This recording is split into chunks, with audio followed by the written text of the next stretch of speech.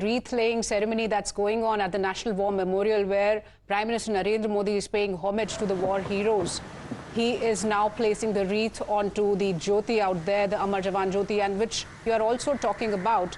We remember that when this Jyoti was...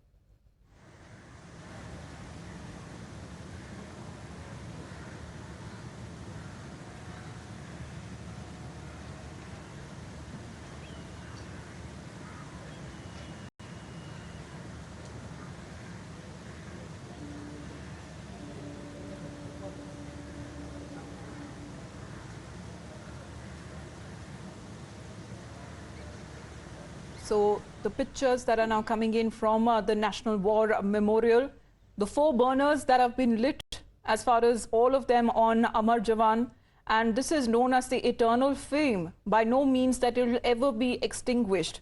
And since independence, where thousands of soldiers from the Indian Armed Forces who have laid their lives to defend the sovereignty and integrity of the country, and thus the National War Memorial represents the gratitude of a nation to its armed forces. The memorial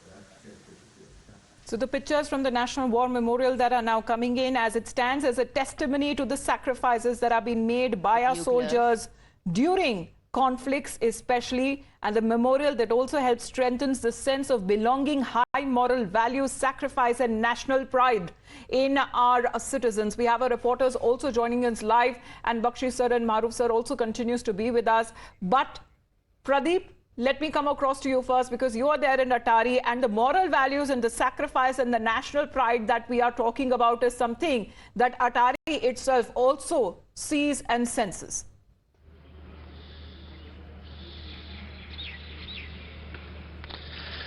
Yes, you're absolutely right. In fact, feel of national pride and patriotism has already gripped the entire atmosphere here at Atari Wagah border. Because when we talk about the Atari Wagah border, this beating retreat ceremony, it started in 1959 as a goodwill gesture, because it was in 1947 when the Red Cliff Line was drawn, dividing two sides of Punjab. On the other side is the Wagah border, on this side is the Atari border. So Atari border, it has got a historic significance. It is named after a general of Maharaja Ranjit Singh, Shyam Singh Atari.